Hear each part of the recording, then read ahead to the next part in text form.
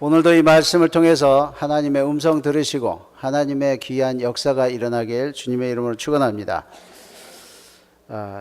제가 알래스카에 있을 때에 이제 노회를 1년에 2번씩 각 지역을 돌면서 이제 순회하면서 하게 됩니다. 근데 한 번은 우리 탑 오브 더 월드라는 우리 가장 북쪽에 있는 어떤 마을에 가게 됐습니다. 제가 민박을 신청했습니다. 어떤 집에 갈까 이제 기도를 하면서 그 집의 사정을 주님께서 돌보시고 또 그 가정에 정말 제가 도움이 되면 좋겠습니다. 그곳에 가서 정말 믿음에 도움이 되고 좋은 나눔이 있으면 좋겠습니다. 그리고 이제 공항에서 잘 이제 만났습니다. 근데 그분이 이제 그 네이티브 아메리칸 그 에스키모였어요. 근데 그분도 이제 집에 들어가니까 자기들도 기도를 했다는 거예요. 우리 집에 오시는 분을 위해서 우리가 어떤 도움을 줄까? 어떤 믿음의 영향을 줄까? 그래서 하나님께서 누구 기도를 들었는지는 모르겠지만 이제 들어가서 영적인 교제를 많이 하게 됐습니다. 근데 깜짝 놀랐어요. 굉장히 성령이 충만하고 매일매일 그 신비한 체험을 많이 하는 그런 가정이었습니다. 이게 이렇게 그냥 이성을 초월한 그냥 신비한 뿐만 아니라 일상생활에 굉장히 자세하게 하나님이 간섭하시고 하나님의 음성을 들으면서 살아가는 그런 가정이었어요. 제가 깜짝 놀랐습니다. 그래서 제가 물어봤습니다. 어떻게 그렇게 영성을 유지하면서 사는가? 보통 우리가 예수를 믿으면서 체험도 하고 이렇게 뜨거울 때도 있지만 좀 생활하다 보면 또 다시 이렇게 흐려지고 이러는데 어떻게 그렇게 항상 깨어 있을 수 있는가? 이분이 그런 얘기를 해요. 우리는 이렇게 안 하면 죽습니다. 그러니까 그 한마디에 제가 정신이 바짝 났어요. 예수 믿는 게 성령이 충만해서 하나님께로 가까이 가는 게 아니면 죽음 쪽으로 가는 거구나. 그 원주민들이 우울증 때문에 많은 사고가 있고 정말 어려움들이 많은 것을 보고 이 사람들은 정신을 차리면서 매일 하나님을 붙들고 매달리고 이런 가정이었습니다. 그러면서 저를 위해서 얼마나 기도를 많이 했으면 여러 가지 이렇게 기도에서 받은 응답을 저한테 말하기 시작하는데 대표적인 게 2가지입니다. 하나는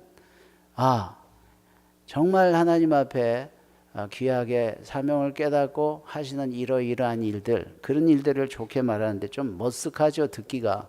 근데 그 맨 마지막에 그런데 좀 기쁨이 좀 없네요. 기쁨을 찾아야 되겠습니다. 그 옛날에 그 즐겁고 기뻤던 그 신앙생활의 기쁨이 사역하면서 많이 없어졌습니다. 그러면서 자기가 그 고래 그 상압 이렇게 그 뼈로 만든 그 이렇게 조각물을 이렇게 만든 것을 저에게 줬는데 거기에 조이 이렇게 써 있는 거예요. 그걸 저한테 제 사무실에 지금 걸려 있습니다. 그다음에 이제 2번째 제가 배운 거는 고래잡이를 나가잖아요, 이 사람들이. 근데 고래잡이를 나가는 걸 제가 그렇게 자세하게 들으면서 참 많은 걸 배웠어요. 그 집이 마침 아마 그 추장이었는지 아마 좀 높은 사람이었던 것 같아요. 자기 부족들 가운데. 근데 집안에 요즘 그 하이 테크놀로지로 무전 시스템이며 이런 게 정말 잘 돼 있는 거예요. 그래서 이제 고래를 잡으러 가는 사람들이 계속 그 움직이는 배에서 이제 무전을 하면 그게 계속 중계 방송이 되는 그런 소리를 계속 듣게 됐습니다. 근데 이분들이 고래를 잡으러 가는데 참 놀랐습니다. 그 큰 고래를 잡으러 갈 때 4명 아니면 5명만 간대요. 사람이 많으면 그 사람들 자신을 케어하느라고 어렵다는 것입니다. 그리고 배 사이즈가 크지를 않아요. 이 강대상보다도 작습니다. 그 큰 고래를 잡으러 가면서 그 숫자를 제한하고 그리고 가면서 100% 성공을 하고 온다는 거예요. 1%도 실패하는 적이 없다는 것입니다. 왜 그렇게 했어요? 잡힐 때까지 하니까. 그런데 참 놀라운 지혜입니다. 이 물에도 고래가 지나간 흔적이 있다는 거예요. 물이 이렇게 약간 움직인다든가 그 망망한 바다 속에 그 흔적이 보인다는 거예요. 근데 여러분 참 무서운 얘기입니다. 그 흔적이 보이면 그 흔적을 보고 따라갈 수 있는데 흔적이 안 보이면 이건 안 좋은 징조래요. 빨리 거기서 나와야 된대요. 흔적이 안 보이는 거는 고래가 지금 자기 위에 배가 있는 걸 안 되는 거예요. 빨리 나와야 돼요. 여러분, 제가 이 영적으로 참 정신이 바짝 났습니다. 저희들이 살면서 무슨 어려움이 있고 무슨 답답하니 복잡하니 우리가 보이는 일 때문에 불안해할 필요 없어요. 문제는 안 보이는 게 문제죠. 이대로 사는데 나는 너무 평안하다, 안전하다, 아무 문제가 없다. 이런 때 조심하시고 빨리 나오셔야 돼. 무슨 문제를 일으키든지 해서 빨리 나오셔야 돼. 그렇지 않으면 이 고래가 밑에서 안 되는 거예요. 그 잔잔한 물결을 하고 태만에 있을 때에 공격을 한다는 것입니다. 세 번째 아주 중요한 교훈을 배웠는데, 이 사람들이 가끔 행방불명되는 사람들이 있습니다. 이렇게 스노우모빌 이거를 많이 타요. 근데 어떤 때는 이 술을 먹고 타기도 하고 이러니까 사고가 많습니다. 이게 바다도 얼으니까 얼마나 타기가 좋겠어요. 그걸 100마일씩 달리다가 이 100마일씩 막 이렇게 달리면요, 나뭇가지 하나만 스쳐도 살이 막 찢기고 이러는 거죠. 그 추운 겨울 날씨에. 근데 가끔 사람들이 행방불명이 되는데 그 사람 하나를 찾으러 가는데 제가 따라가 봤어요. 따라가 봤는데 그거 후회한 거죠. 따라가자마자. 얼마나 추운지요? 미국에서 제일 추운 곳 아닙니까? 그곳을 그 추운데요, 구석구석 찾아다니면서 이 사람들 찾을 때까지 움직입니다. 얼마나 후회했는지 몰라요. 쫓아가면서 옷은 준비가 안 됐는데 한겨울에. 그런데 정말 그 한 생명을 찾기 위해서 찾을 때까지 움직이는 걸 보고 제가 참 큰 감명을 받았습니다. 여러분, 저희들이 살아가면서 정말 하나님의 영으로 깨어있지 않으면 우리가 이 세상에서 괜찮게 살고 있는다고 하지만 하나님이 보실 때는 살았다 하는 이름이 있으나 죽어 있는 거예요. 살아야 돼. 계속 살아야 됩니다. 그리고 저희들이 주의 일을 할 때에도 이런 하나님의 일에 효과적인 이런 사람이 돼야 돼요. 거기 다 따라가고 싶어 한대요. 근데 정확하게 4명 내지 5명 외에는 갈 수가 없다는 것입니다. 여러분, 저희들이 하나님 앞에 정말 이러한 모습으로 이 시대를 살아야 됩니다. 우리는 그냥 괜찮게 살다 죽으면 그냥 이 세상 살다 죽는다고 하지만, 여러분 사사기를 보세요. 사사기에 보면 하나님이 그 당시에 뚜렷한 리더가 없을 때 사사들을 뽑아서 이스라엘 백성들을 위해서 일하게 하십니다. 그러면 이 사사들이 하나님께 쓰임받기 위해서 특별한 은사도 주시고 재산도 주시고 기회도 주시고 다 그러는데, 그 사사기에 보면 7사사 외에는 자기 사명대로 산 사사가 별로 없었어요. 여러분, 그 사사들은 다 각자 자기 시대에 그 나라의 형편에 민족에게 닥친 어려움이 있을 때 무엇을 할 것인지 깨달아서 감당한 사람입니다. 근데 나머지 사람들은 기록이 이렇게 나와요. 저가 태어나서 결혼해서 아내를 몇 명 두고 자녀를 몇 명 두고 죽었더라. 아니, 사사로 태어난 사람이 애들 낳고 죽었더라. 여러분들 인생 이 세상에 왔다가 하나님께서 나중에 인생을 평가하실 때, 내가 하나님께서 특별히 우리에게 은혜를 베풀어 주셔서 우리를 먼저 구원해 주시고 먼저 예수 믿게 하시고 교회 생활하게 하시고 축복받게 하시고 많은 걸 주면서 하나님이 특별한 사명을 주셨는데, 저가 애를 둘 낳고 죽었더라. 저가 셋 낳고 죽었더라. 조금 더 잘해서 6 낳고 죽었더라. 이게 무슨 의미가 있어요? 아니, 의미가 있죠. 생명이 귀하고 인생이 귀합니다. 그러나 우리는 이 세상에 왔다가 강아지들처럼 애 낳고 죽는 게 아니에요. 그것도 해야 되지만 하나님께서 특별히 생명마다 소명을 주셨다는 거죠. 이거를 알고 행하는 사람마다 하나님께서 귀하게 사용하시는 인생이 되는 것입니다. 이 역대상 12장은 특별히 사울왕이 죽고 다윗의 시대가 시작되면서 다윗과 함께 일하는 사람을 모았다는 기록입니다. 이 숫자를 기록하는 거예요. 그런데 오늘 말씀 23절부터는 이스라엘 각 지파의 용사들이 숫자를 기록하다가 이사갈 자손들은 다르게 표현합니다. 숫자가 문제가 아닌 거예요. 여러분, 이 목회자들은 대개 자녀가 둘씩이에요. 아들, 딸. 저도 그렇고 우리 부목사님도 대부분이 이게 표준은 아니에요. 근데 이 선교사님들 보면 참 엘리스트 셋이라든가 여섯이라든가, 여기 이 지역에도 선교사 출신 목사님 계셔서 뭔 애들을 그렇게 많이 낳으셨어? 그랬더니 선교사들이 할 일이 있나요? 근데 그게 뭐 꼭 그런 이유는 아니죠. 하나님께서 축복하셔서 또 많이 이렇게 번성케 하신 거죠. 그런데 여러분, 근데 이 숫자가 많다, 중요합니다. 근데 그 많은 사람들을 통해서 하나님이 무엇을 하시느냐가 이제 중요하죠. 이사갈 자손 중에서 시세를 알고 이스라엘이 마땅히 행할 것을 아는 두목이 200명이니 저희는 그 모든 형제를 통솔하는 자며. 여러분, 이스라엘의 많은 지파, 12지파 중에 후손들이 많이 있습니다. 근데 그 사람들의 숫자가 얼마나 많은가. 근데 이 통계를 내놓을 때 많이 쓰는 단어가 용사들입니다. 하나님의 일을 위해서 용감하게 쓰임받고 이렇게 그런 그 사람들이 이 세상에 살면서 가진 그 힘의 모습의 상징이죠.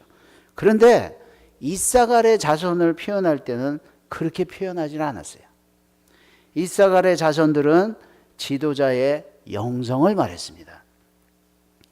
여러분, 이사갈은 야곱의 9번째 아들입니다. 그 첫 번째 부인인 레아가 5번째로 낳은 아들입니다. 조금 이렇게 특별 대접을 받는 입장은 아니죠. 막내라든가 마시라든가 뭐 이러면 괜찮은데 이 9번째, 5번째 아주 뭐 희귀하지 않은 거죠. 근데 이사갈에 대한 기록이 성경에 많이 없습니다. 근데 기록이 차라리 안 좋은 기록이 많이 있는 것보다는 없는 게 낫죠. 근데 성경에 이 야곱의 축복 내용과 모세의 예언의 그 기록들을 찾아보면 몇 가지 사건을 통해서 이 이사갈이 어떤 사람인가, 하나님이 보시는 그 인생의 어떤 인생인가, 이게 보입니다. 여러분, 사람들의 눈에 띄는 인생의 모습이 많이 있죠. 이거 별로 중요하지 않습니다. 하나님이 유심히 보시면서 사람들이 보지 못하더라도 하나님이 귀하게 보시는 이 인생의 모습이 중요한 거죠. 자, 성경에서 이 사람을 어떻게 했는가? 여러분, 우리가 이 교회 생활이나 신앙 생활이나 우리가 일반적인 이 세상 속에 살면서도 신앙 생활을 이렇게 하면 잘하는 거야. 이게 좋은 신앙이야. 다들 이렇게 생각하고 살지만 성경이 어떻게 보나 보세요. 자, 이사갈은 유명한 지파도 아니고 유명한 사람도 아닙니다. 근데 성경에 놓치지 않고 기록한 게 있어요. 한 5가지가 있는데, 자, 첫 번째 보면 야곱이, 그 아버지 야곱이 축복할 때 표현이 나옵니다. 창세기 49장 14절에 보면 이사갈은 양의 우리 사이에 꿇어 앉은 건장한 나귀로다. 여러분, 이 낙타는 사람을 태울 때나 물건을 싣기 위해서 무릎을 꿇습니다. 물론 낙타 무릎, 그러면 옛날에 어떤 유명한 목사님이 쓴 책처럼 기도를 많이 해라. 그래야 낙타 무릎처럼 이렇게 두꺼워질 정도로 기도를 해야지 우리가 된다. 이래서 낙타 무릎이라고 하지만 낙타 무릎은 물건과 사람을 싣기 위해서 무릎 꿇을 때에 또 잘 때, 쉴 때 이렇게 하죠. 근데 여러분, 하나님의 사람들 속에 무거운 짐들, 사람을 태우고 다른 사람이 등에 얹기 싫어하는 무거운 짐들을 싣기 위해서 무릎을 꿇는 낙타 같다고 했어요. 여러분, 하나님이 이걸 다 보시는 거예요.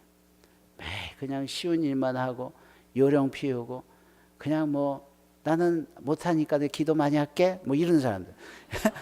이거 무릎 꿇고 물건 많이 싣고 이렇게 직접 이렇게 좀 이러는 사람들이 필요해요. 이 사람들이 이사갈의 사람입니다. 그 다음 절에 보면 또 이런 말이 나옵니다. 그는 쉴 곳을 보고 좋게 여기며 토지를 보고 아름답게 여기고 어깨를 내려 짐을 메고 앞제 아래서 섬기리로다. 어려운 일이 있고 고통스러운 일이 있을 때 하나님이 주시는 축복을 보는 거예요. 예? 이 사람들은 아직 보이지 않는 것을 믿음으로 그때를 위해서 지금 무거운 짐을 어려운 현실에서도 바라보는 사람들이에요. 사망의 음침한 골짜기를 막 지나가면 보통 사람들은 지금 그 현재의 어려움을 얘기하고 표현하고 투덜하고 원망합니다.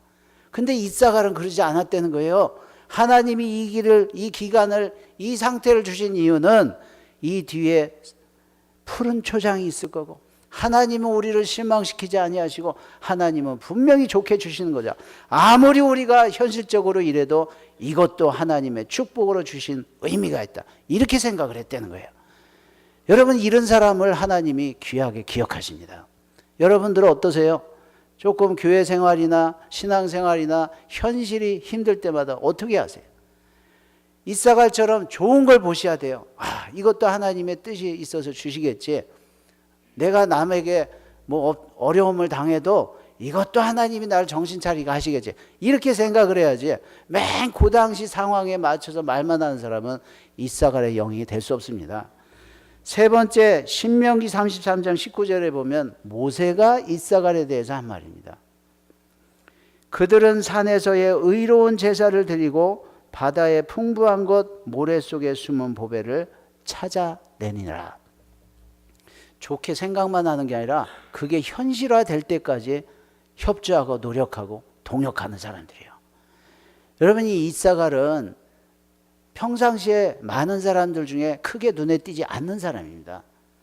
그러나 많은 사람들이 눈에 보이는 현실 갖고 막 이게 전부냐고 하고 우리를 광야에 죽이려고 데리고 왔냐고 이럴 때에, 그럴 때에도 하나님께서 주신 무언가 있을 것이다, 이거를 찾아서 이걸 드러내는 사람이래요.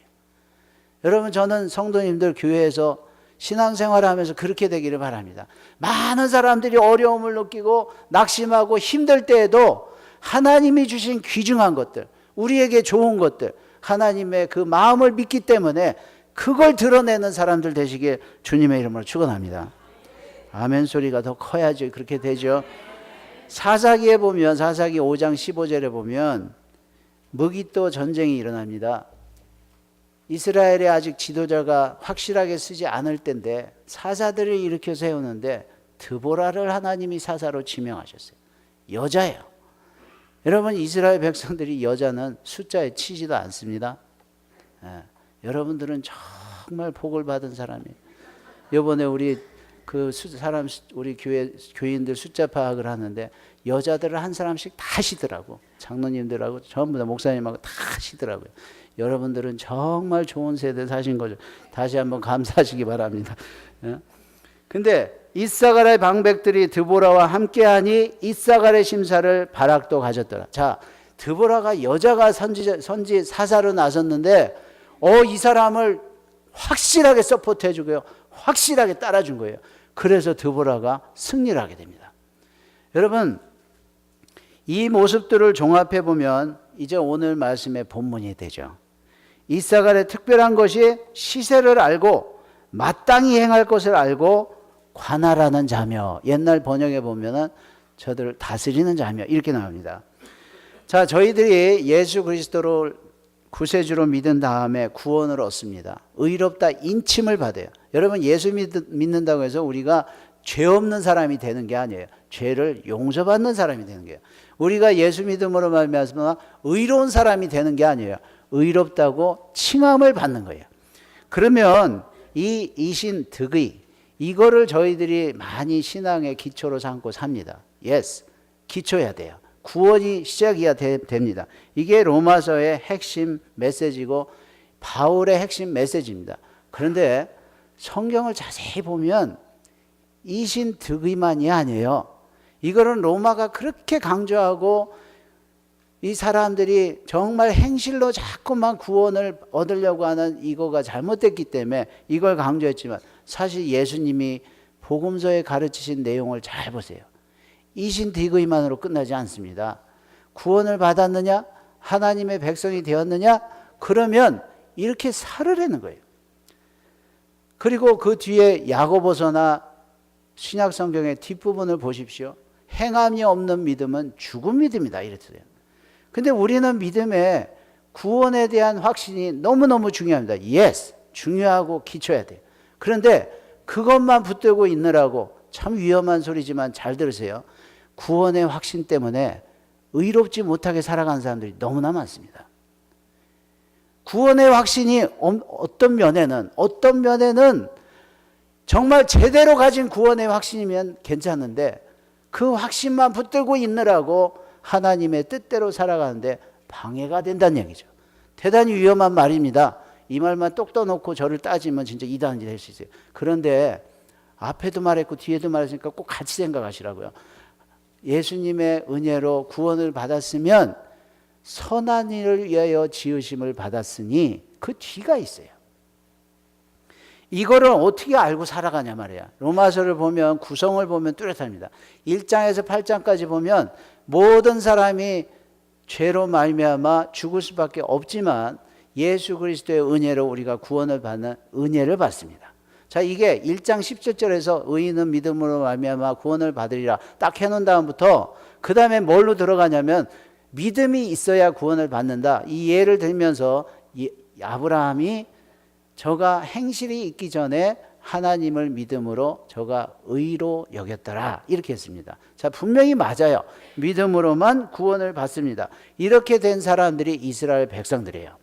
그래서 이스라엘 백성과 함께 우리가 예수 그리스도를 믿음으로 하나님의 백성이 된 사람들은 구원을 받았다는 거예요. 이러면서 로마서 8장이 끝납니다. 근데 9장부터 11장까지 그렇게 구원받고 하나님의 백성이 된 이스라엘 백성들이 버림을 받았다는 거예요. 예수를 믿고 하나님의 백성이 된 사람들이 하나님의 목적이 뭡니까? 이스라엘 백성을 택한 목적이 이 세상에서 다른 사람들도 하나님의 백성이 되기 위해서 내가 너희들을 먼저 택하고 너희들을 축복해 줬다. 근데 이 사람들이 사는 모습이 뭡니까? 우리는 특별한 백성이고 구원받은 백성이고 하나님의 선민인데 니네들 까불지 마. 이렇게 살으니까 하나님이 얘들 안 되겠다. 다시 시작해야 되겠다. 그래서 예수를 아브라함 대신에 12제자 대신에 12지파 대신에 12제자를 이스라엘 백성 대신에 새로운 이 크리스찬들을 일으켜서 이 크리스찬 세계가 온 거죠. 그럼 저희들도 새 이스라엘처럼 우리도 먼저 구원받고 축복받아서 하나님의 백성이 됐는데 세상 사람들과 다르다. 그러면 하나님은 또다시 시작하셔야 돼요. 이 새로 시작하는 사람을 위해서 저희들을 부르신 것이 소명이죠. 이 소명대로 살지 아니하면 우리도 이스라엘 백성들처럼 하나님께 은혜를 받고 축복을 받았으나 우리도 하나님의 뜻대로 쓰임을 받지 못하고 사는 거예요. 자, 이러면 어떻게 합니까? 그래서 12장부터 로마서 12장 넘어가면서 하는 말이 너희는 이 세대를 본받지 말고 오직 마음을 새롭게 함으로 변화를 받아 뭐라고 했어요? 하나님의 선하시고 기뻐하시고 온전하신 뜻이 무엇인지 분별하며 행하며 살라는 거예요. 그러면 목사님 예수 믿고 구원받으면 끝이지 그 뒤에 행실이 우리를 구원합니까? 구원의 문제가 아니죠. 구원받은 사람으로서 세상에 먼저 하나님의 백성이 되게 해서 그 다음에 할 일이 있어서 우리를 남겨놓은 건데 그 인생을 헛살지 말라는 것입니다. 자, 오늘 말씀을 보시면 이 이사갈처럼 하나님이 인정하시고 하나님 뜻대로 살아가는 모습 세 가지가 나오는데 우리 성도님들에게도 이 모습이 있기를 바랍니다. 첫째 보면 이사갈 자손 중에서 시세를 알고 그랬어요. 내가 지금 어떤 시대에 살고 있는가 이걸 깨달아야 되는 거예요. 하나님의 은혜로 구원을 받은 사람들이 지금 살아가는 이 인생, 자, 시세를 어떻게 알고 사는가? 나는 예수 믿고 구원받고 믿음으로 기도하면 하나님이 다 들어주셔. 믿는 자에게는 능치 못한 힘이 없느니라. 막 이러고서요. 기도해서 하나님 나에게 이것도 필요하고 이렇게 살아야 되겠고 우리 자식들이 이렇게 돼야 돼. 좋습니다. 그렇게 해서 저희들이 살아가는 것 자체가 이 시대를 잘 사는 게 아니죠. 하나님이 우리를 이 세대에 주신 이유는 이 시대를 깨닫고 저희들이 이 시대에 맞게끔 하나님이 원하는 그 모습으로 살려는 거예요. 그러면 이 시세를 알지 못하면 어떻게 삽니까? 이 세대의 흐름 속에 묻혀서 살든지 이 세대에 괜찮게 살든지 이 세대의 사람들에게 뒤떨어지지 않게 자녀 교육을 시키든지 이렇게 하고 사는 거예요. 근데 하나님이 주시는 깨닫게 하신 이 세대 우리의 삶의 시대가 어떤 시대입니까? 예수님이 언제든지 다시 오실 수 있는 시대예요. 예수님 앞에 내가 언제든지 다시 설 수밖에 없는 시대예요. 여러분들 자신 있습니까? 지금 집에 예배 끝나고 가는 동안에라도 하나님이 부르시면 가야 돼요. 이 시대를 깨닫고 살아가는 것이 먼저 이사가처럼 하나님의 사람으로 사는 모습입니다. 이 모습이 있었기 때문에 이사갈이 하나님 눈에 띄는 인생을 사는 거예요. 여러분, 세상에서 아무리 어떤 모습이라 해도 사람들이 알아주는 거 소용없습니다. 하나님이 알아보시고 기록하시고 알아보는 시대죠. 세상 속에 다시 오실 주님, 다시 내가 바로 서야 될 그 입장에서 이 시대를 알고 사시길 주님의 이름으로 축원합니다. 자, 두 번째 보면 이스라엘이 마땅히 행할 것을 아는 두목이 200명이니, 자, 예수를 믿고 나서 예수를 믿지 않는 사람들과 똑같은 것 찾고 똑같이 위해 사는 것이 하나님의 뜻이 아닙니다.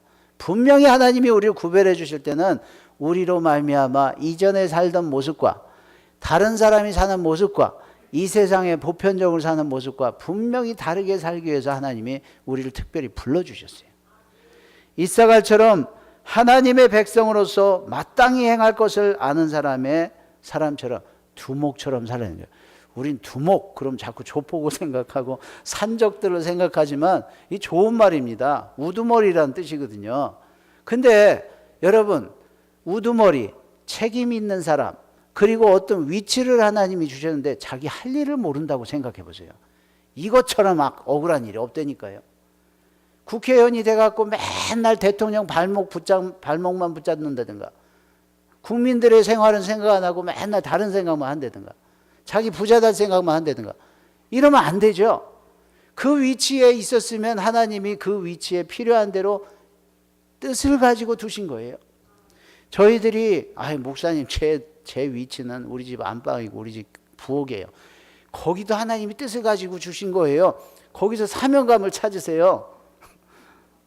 깍두기를 하나 담아도 이 사명감으로 담으시라고. 이건 나는 이 땅에 깍두기를 담아 태어났다. 우리 남편의 기쁨을 위해서, 우리 가족의 건강을 위해서.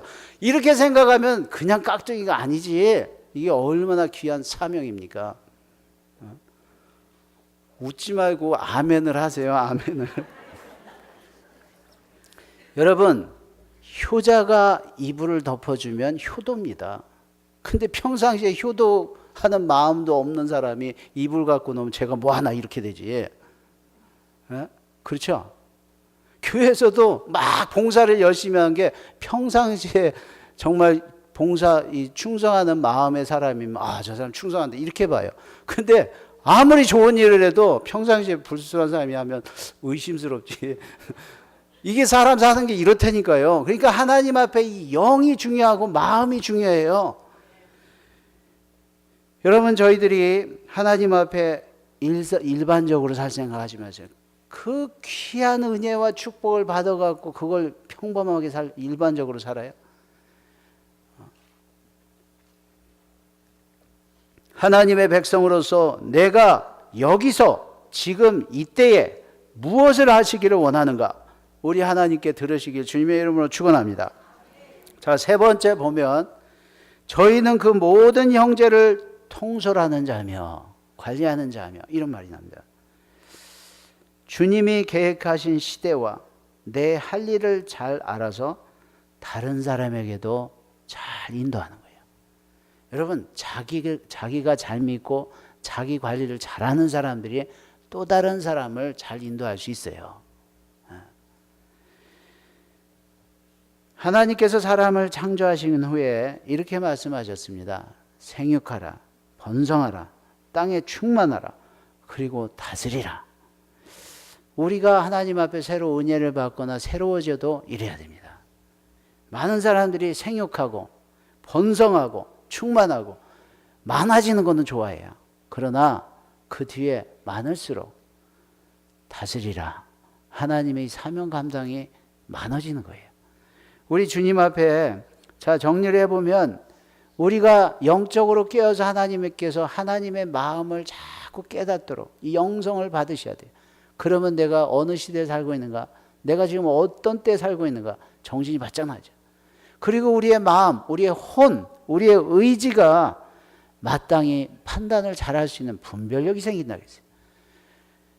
여러분, 그 다음에 믿음의 증명이 뭡니까? 우리가 믿고 마음으로 동의해서 행동으로 실제 생활에 액션으로 나오는 모습이 있을 때에 믿음이 증명되는 거예요. 진짜 믿음이에요. 진짜 믿음입니다. 세상의 눈으로 인생을 볼 게 아닙니다. 그 속에 생명을 발견하고 구원하는 세대로 사셔야 됩니다. 지금 때가 어느 때인데 사람들이 지옥으로 수없이 내려가고 있고, 나도 하나님이 지금 부르면 자신이 있어요? 이거 목사님 구원의 확신만 있으면 천당만 가면 돼요. 천당에 뭐 많이 상급 없어도요, 그냥 거기 살게만 해주면 돼요. 잘났어요. 잘났어. 하나님이 구원만 시키려고 우리를 믿게 하셨으면 그게 끝이냐 말이죠. 내가 먼저 구원 받았으니까 남들도 그쪽으로 갈 수 있도록 이런 시대에 우리가 살고 있단 말이죠. 때가 이런 때예요. 때가. 그죠? 하나님의 그 뜻을 위해 사는 것이 마땅하죠. 근데 내가 뭐를 할 건지 몰라. 여러분, 하나님의 할 일을 아는 것은 사명이에요.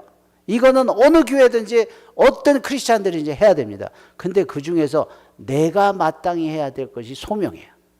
이 콜링입니다. 이 보케이션을 찾으셔야 돼요. 주의 뜻을 위해서, 하나님 나라를 위해서 자기 소명을 안 하면서 이렇게 하는 사람들 선교지 가면 참 골치 아파요. 뭐를 하자고만 하지 자기가 뭐를 할지를 몰라. 교회에서도 보세요. 자기 일에 정말 충실한 사람들은 이걸 하면서 아쉬운 게 있어요. 그걸 간구하고요. 그 말을 들어보면 굉장히 정확해요. 목사님, 제가 이런 일을 하다 보니까 이게 아쉽던데 이게 필요합니다. 건설적인 발전이 됩니다, 교회에.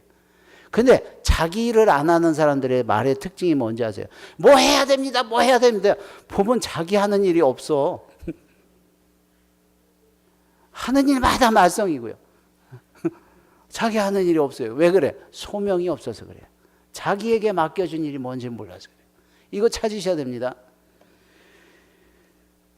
그리고 사역을, 그러한 일들을 잘 분별하고 관할하고 통솔하는 이사갈처럼 행실이, 실제적인 행동이 남 앞에도 이게 나오죠.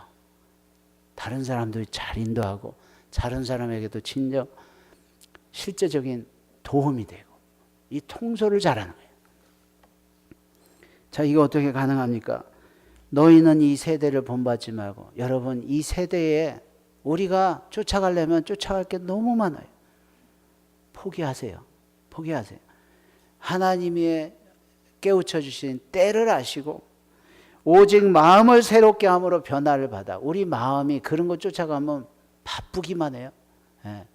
하나님이 나에게 주시는 마음이 무엇인가? 이걸 찾으셔서 마땅히 해야 할 바를 찾으세요.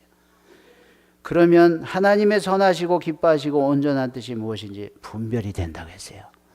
이 분별하셔서 정말 하나님께 이사갈처럼 하나님이 인정하시는 귀한 사람으로 승리하시길 주님의 이름으로 축원합니다. 우리 이 말씀 생각하시면서 같이 기도하겠습니다. 하나님 감사합니다. 이제 주신 말씀대로 정말로 하나님께서 이사갈의 영을 주신 것처럼 저희들에게도 성령을 주셔서 하나님의 뜻을 알게 하시고 하나님의 마음과 하나 되게 하시고 하나님이 하고 싶은 일을 저희들이 주님의 손발되어서 감당할 수 있도록 우리 믿음을 도와주시옵소서. 예수님 이름으로 기도했습니다. 아멘.